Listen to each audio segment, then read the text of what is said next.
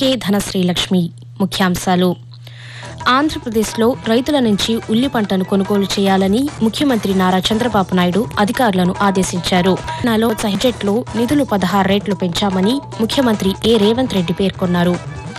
గోదావరి, కృష్ణా, పెన్నా నదుల అనుసంధానానికి ప్రణాళికలు రూపొందించామని ఆంధ్రప్రదేశ్ దేవాదాయ శాఖ మంత్రి ఆనం రామనారాయణ రెడ్డి తెలిపారు. తెలుగులో వ్యావహారిక భాష కోసం కృషి చేసిన గిడుగు రామ్మూర్తి పంతుల జయంతిని తెలుగు భాషా దినోత్సవంగా ఈరోజు నిర్వహిస్తున్నారు. వార్తల వివరాలు. ఆంధ్రప్రదేశ్లో ఉల్లి రైతుల నుంచి క్వింటాకు 1200 రూపాయల చొప్పున చెల్లించి కొనుగోలు చేయాలని ముఖ్యమంత్రి నారా చంద్రబాబు నాయుడు అధికారులను ఆదేశించారు. అమరావతిలోని రాష్ట్ర సచివాలయంలో రైతుల నుంచి ఉల్లి పంట కొనుగోళ్లపై సంబంధిత అధికారులతో ముఖ్యమంత్రి నిన్న ఏమి ఉన్నాయో తెలుసుకున్నారు. అనంతరం ముఖ్యమంత్రి మాట్లాడుతూ ఉల్లి పంట దిగుబడి ఎక్కువ ఉన్న కారణంగా రైతులకు నష్టం వాటిల్లకుండా కొనుగోళ్లు ప్రారంభించాలని అన్నారు. ఆరబెట్టిన ఉల్లిని రైతు బజార్లకు పంపిణీ చేయాలని, పంటను నిల్వ చేసేందుకు రైతులకు అవకాశం కల్పించాలని సూచించారు. ఆంధ్రప్రదేశ్లో 53,922 కోట్ల రూపాయల పెట్టుబడులకు రాష్ట్ర పెట్టుబడుల ప్రోత్సాహక బోర్డు SIPB ఆమోదం తెలిపింది. అమరావతిలోని సచివాలయంలో ముఖ్యమంత్రి నారా చంద్రబాబు నాయుడు అధ్యక్షతన 10వ పెట్టుబడుల ప్రోత్సాహక బోర్డు నిన్న సమావేశమై 30 ప్రాజెక్టులను ఆమోదించింది. ఈ సందర్భంగా ముఖ్యమంత్రి మాట్లాడుతూ ఈ ప్రాజెక్టులతో 83,437 మందికి ఉద్యోగ అవకాశాలు లభిస్తాయని తెలిపారు. రాష్ట్రంలో పెట్టుబడులు పెడుతున్న పారిశ్రామిక ప్రాజెక్టులు త్వరితగతిన పూర్తి కావాలని స్పష్టం చేశారు. రాష్ట్రంలోని అన్ని నియోజకవర్గాల్లోనూ MSME పార్కుల ఏర్పాటు పూర్తి కావాలని, ఇప్పటికే ప్రారంభించిన ప్రాంతాల్లో మినహా మిగతా నియోజకవర్గాల్లో 3 నెలల్లో ఈ పార్కులు అందుబాటులోకి రావాలని ముఖ్యమంత్రి సూచించారు. తెలంగాణను క్రీడారంగంలో అగ్రగామిగా నిలిపేందుకు కార్యాచరణ ప్రణాళికలు రూపొందించాలని ముఖ్యమంత్రి ఏ రేవంత్ రెడ్డి అధికారులకు సూచించారు. హైదరాబాద్లో జరిగిన తెలంగాణ స్పోర్ట్స్ హబ్ బోర్డు మొదటి సమావేశానికి ముఖ్యమంత్రి నిన్న హాజరయ్యారు. ఈ సందర్భంగా రేవంత్ రెడ్డి మాట్లాడుతూ అంతర్జాతీయ, జాతీయ స్థాయిలో క్రీడా విధానం, క్రీడల ప్రోత్సాహానికి ప్రభుత్వం కృషి చేస్తోందని తెలిపారు. క్రీడారంగాన్ని ప్రోత్సహించేందుకు బడ్జెట్లో నిధులు 16 రెట్లు పెంచామని, యంగ్ ఇండియా క్రీడా విశ్వవిద్యాలయం చేస్తున్నామని తెలిపారు. వాతావరణం. వాయువ్య బంగాళాఖాతంలో అల్పపీడనం బలహీనపడిందని, దీనికి అనుబంధంగా ఉపరితల ఆవర్తనం ఏర్పడిందని భారత వాతావరణ శాఖ తెలిపింది. దీని ప్రభావంతో ఆంధ్రప్రదేశ్లోని కోస్తా జిల్లాల్లో తేలికపాటి నుంచి మోస్తరు వర్షాలు కురిసే అవకాశముందని వాతావరణ కేంద్రం అధికారి జగన్నాథ్ కుమార్ తెలుపుతూ, ఉరుములు, మెరుపులు రాబోయే 5 రోజులు ఉత్తర కోస్తా జిల్లాలపై, దక్షిణ కోస్తా జిల్లాలపై 2 రోజులు ఉండే అవకాశం ఉంది. అతి ముఖ్యంగా ఉత్తర కోస్తా జిల్లాలైన అల్లూరి సీతారామరాజు, ఏలూరు, పశ్చిమ గోదావరితో పాటుగా దక్షిణ కోస్తా జిల్లా అయిన NTR, గుంటూరు, పల్నాడులో రాబోయే 24 గంటల్లో 1-2 చోట్ల నమోదు. తేలికపాటి మోస్తరు వర్షపాతం పలు ప్రాంతాల్లో పడే అవకాశం ఉంది. ఉపరితల ఆవర్తనం ప్రభావంతో ఆంధ్రప్రదేశ్ వ్యాప్తంగా పలుచోట్ల వర్షాలు కురుస్తున్నాయి. ఈ నేపథ్యంలో అధికారులతో విపత్తు నిర్వహణ శాఖ మంత్రి వి. అనిత సమీక్ష నిర్వహించారు. వివిధ జిల్లాల కలెక్టర్లతో ఆమె ఫోన్లో మాట్లాడారు.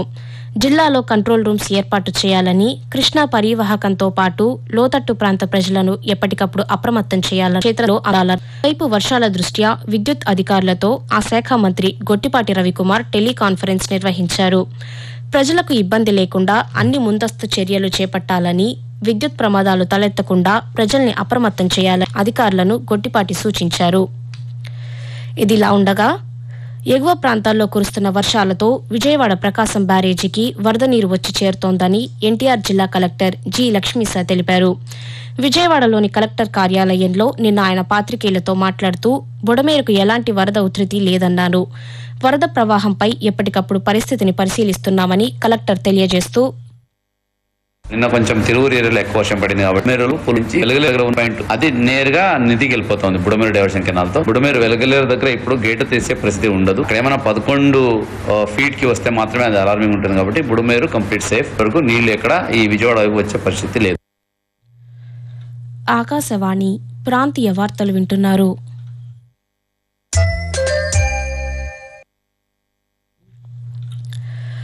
అల్పపీడనం, ఉపరితల ఆవర్తనం ప్రభావంతో తెలంగాణలో మరో 4 రోజుల పాటు జిల్లాల్లో ఈదురుగాలులతో కూడిన భారీ వర్షాలు కురుస్తాయని హైదరాబాద్ వాతావరణ కేంద్రం తెలిపింది.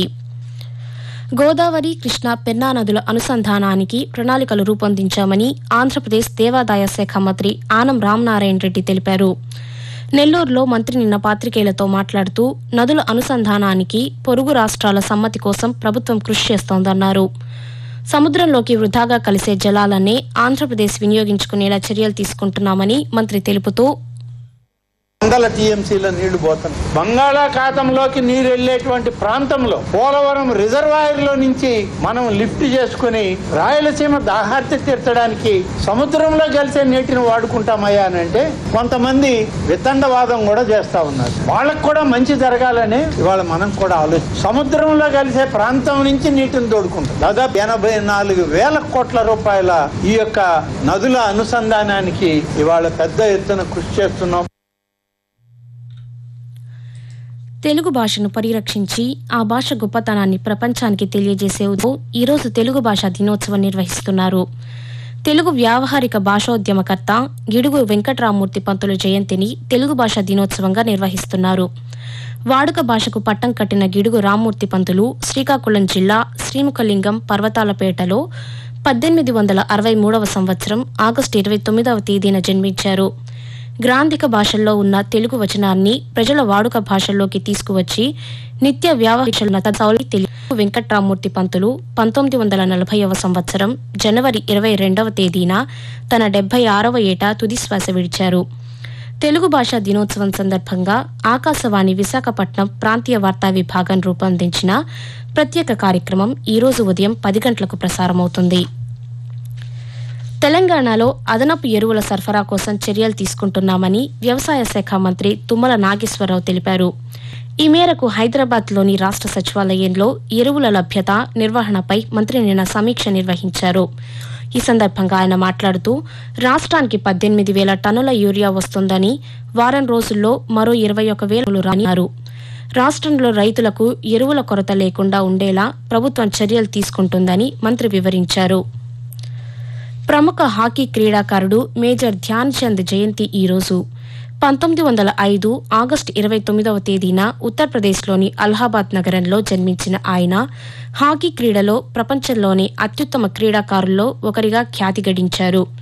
1928, 1932, 1936 ఒలింపిక్ క్రీడల్లో ఆయన భారతదేశానికి వరుసగా స్వర్ణ పతకాలు సాధించి దేశ ప్రతిష్టను ఇనుమడింపచేశారు. హాకీ క్రీడా మాంత్రికునిగా పేరు ప్రఖ్యాతలు సంపాదించారు.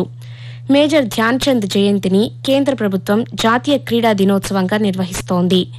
హాకీ క్రీడా రంగానికి ఆయన చేసిన సేవలను గుర్తిస్తూ కేంద్ర ప్రభుత్వం ఆయనను పద్మభూషణ్ పురస్కారంతో సత్కరించింది. ఆంధ్రప్రదేశ్కు 10,350 మెట్రిక్ టన్నుల యూరియా కేంద్రం మంజూరు చేసిందని వ్యవసాయ శాఖ మంత్రి కింజరపు అచ్చెన్నాయుడు ఒక ప్రకటనలో తెలిపారు. యూరియా సరఫరా విషయంపై కేంద్ర వ్యవసాయ, ఎరువుల, రసాయనిక మంత్రితో సంప్రదింపులు జరిపామని, ఈ మేరకు రాష్ట్రానికి కేటాయించిన యూరియా గంగవరం పోర్టుకు చేరుకుంటుందని ఆయన తెలిపారు. ఆంధ్రప్రదేశ్లో రైతుల నుంచి ఉల్లి పంటను కొనుగోలు చేయాలని ముఖ్యమంత్రి నారా చంద్రబాబు అధికారులను ఆదేశించారు.